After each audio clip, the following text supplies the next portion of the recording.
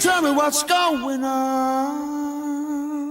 Yeah. Right, ladies and gentlemen, welcome to my channel, and so very exciting to have you here. I'm pumped, all right? Pumped. I'm also cold. I'm sitting in my car outside of my apartment, and it's freaking freezing, but I have to do it this way. And the reason for that is that I have a wife, I got kids, it's 2 a.m., and so, look, I got to find a place. I don't have a studio. I'm poor, all right? I'm a student. Yeah. Let's get on with it, all right? Guys, so the thumbnail on my video is probably a bit clickbaity, but it's absolutely true. It's going to be the subject of this video, and it is that politics will not save this country, it will not save you, and it will most certainly not save the world. So the thing I really wanted to say first is that I wanted to do this for a long time now, like way over a year. I wanted to sit down, I wanted to kind of figure out a plan how to start making YouTube videos and basically get all this stuff that I have inside of my head out somewhere to be critiqued, to be commented, so that I can also kind of like investigate it, look at it, and obviously change my opinions when I realize that, you know, maybe those thoughts that I had inside of my head weren't that good, right? But I feel one of the really important things today for anybody really is to bring out their ideas and speak the truth as far as, you know, you understand the truth to be. Especially in this weird world today where it seems like the craziest, the most nonsensical crap gets broadcasted 24/7 by YouTube, by news, by universities, by just people that seem to have this prestige, but say the craziest stuff. And I'm sick and tired of listening to it. I'm sick and tired of being condescended by these politicians, by people in high positions. It seems like just in media in general, you think they know what they're talking about. They really don't. It's obvious that they don't. But not having a way to kind of influence or communicate how I feel about basically what is being said today about, you know, gender, about children, you know, how to raise kids, or how the education should be run, or what the government's role is in every individual's life, and so on. Look, it's a big mess. There's a lot of different, things that we could be talking about. But the whole point of this video is that, first of all, I want to introduce myself. I want to open up the discussion with this one thing, which is obviously that politicians or politics cannot save you. They cannot save the country, nor can they save the world. Okay, so what is it that I really mean with this statement? Politics can't save you, can't save the country, can't save the world. I suspect that there would be a lot of people who would disagree with me on this. I was actually thinking about this when I was watching the movie Black Klansman. You know, the Black KKK Klansman.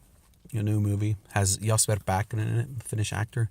Really, that was pretty hilarious. Anyway, they have this scene there where they have this black dude who's a cop, and then they have this beautiful black lady who's, I think she's part of the Black Panthers, and she's very involved politically.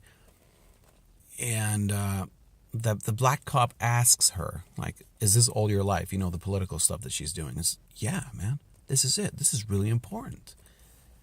And I was kind of like, I didn't watch the movie all the way. I didn't have the time. But at that point when I was watching at it, I kind of felt like the black dude was kind of like, oh my gosh, like, really? This is all you have? This is all you surround yourself with? And I kind of felt the same way. It's a bit sad if you separate yourself from the most meaningful relationships and experiences in your life just to pursue a political position or a agenda. I mean, look, I'm not saying to be politically inactive. I'm just saying that, just like Mr. Miyagi says in Karate Kid, there's a balance to everything. And if your life isn't in balance, you're not going to be a happy person, and you're not going to be a very effective one either, I don't think, anyway. Okay, but those opinions aside, politics can't save you. It will not make you into a better person. That's basically what I'm trying to say. Politics will not save you, it will not save the country, and it will not save the world. And the reason for that is that politics is nothing more than processes. They're just blunt instruments so that people can collectively decide some baseline rules on how society will work. They don't imbue in them necessarily morality as much. So if you assume a political position, it doesn't mean that you're a righteous or a good person, even though a lot of people actually think that way for some weird reason. No, that's not the case at all. Politics is just a way that people negotiate how collective power is being used. And that is guided by virtues, by morality, okay? And that morality precedes the political process. That needs to exist if you want your nation to succeed, if you want your personal relationships to succeed. You have to be a good, proper, balanced person. And so, look, I'm going to read something for you guys. I hope I'm not jumping ahead too much. But this is basically from the people who penned not only the Declaration of Independence, but the Constitution, United States Constitution. And this is oftentimes, some dude's just driving past with a car, so I apologize for any noise. These people who wrote the Constitution, they're considered oftentimes to be the greatest political and philosophical minds of their time, okay? It is the best constitution any country has at this time.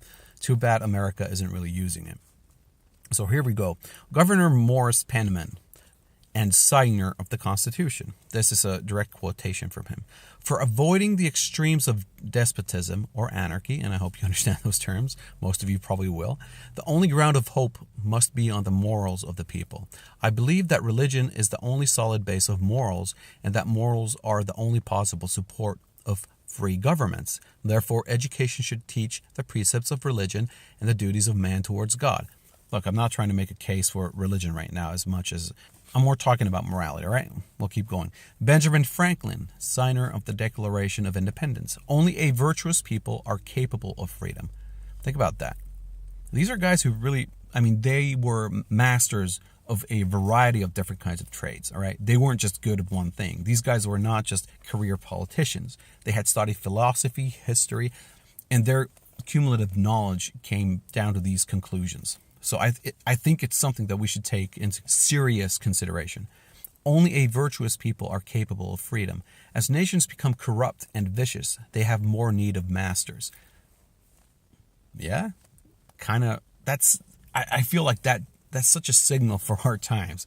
People are looking for leadership and leaders constantly, and basically delegating their own responsibilities for someone else to handle because they don't have their lives in control.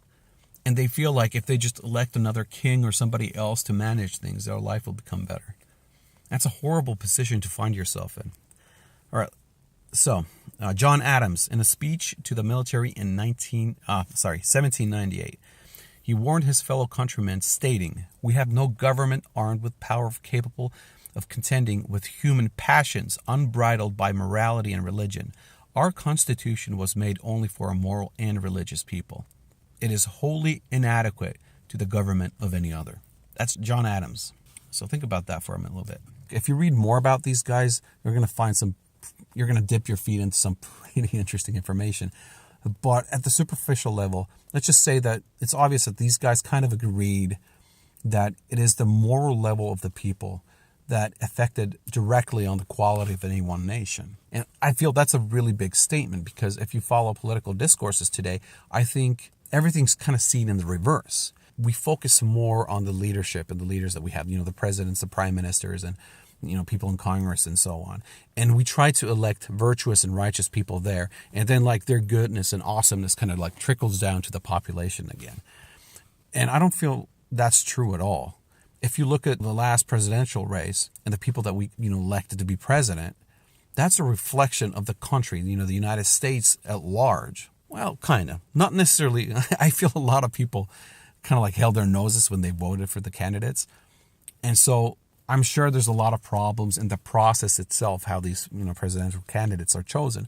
But at the same time, it is still a reflection of what United States is. And it should be pretty alarming to you.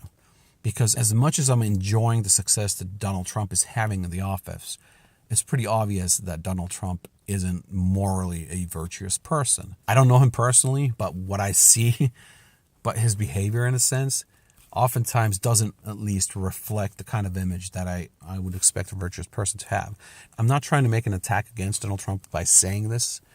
I think he's actually done some good things, and there's no way you would have gotten me to vote for Hillary Clinton. We certainly dodged the bullet with Donald Trump, but I think it is obvious to everybody that there's some big issues troubling the United States. And as much as it would be easy to point at the political leadership, which you should do that, by the way, they're beholden to you, the population. I think the American population itself is having a real problem. I think a lot of the issues actually stem from the fact that the American people are failing to be righteous. And I try not to use this necessarily in a very religious term, but it's just righteousness is such a good way to describe the quality of a person. Just like one of these guys said, let me go back to him. Here we go. Only a virtuous people are capable of freedom. As nations become corrupt and vicious, they have more need of masters. Benjamin Franklin. I mean, think about that. Just sit down and think about that. If you are a free person, if you have control over your life and you don't blame others for your issues, if you're capable of recognizing your own failures and rectifying those issues, the result is that you'll have more power over your life and you'll have more success in your life.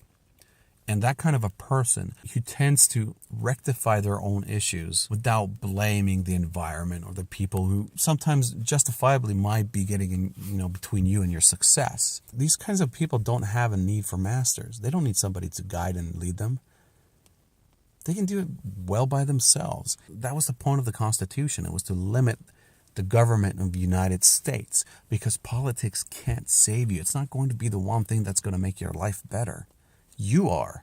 That is the job of the population. And the job of the government is to get out of the way and not be overbearing with regulations and laws and so on. I mean, if you look at the Constitution, it's obvious that it's a system that basically has all these defense mechanisms that make it incredibly difficult to change anything, to build new amendments and so on. And the reason for that is that the founding fathers understood that you could get people riled up relatively easily and have them vote for ridiculous, stupid laws that in essence would diminish the liberties of the population at large, because they wanted people to have the right to pursue their happiness the way that they themselves felt was the best possible way of doing so.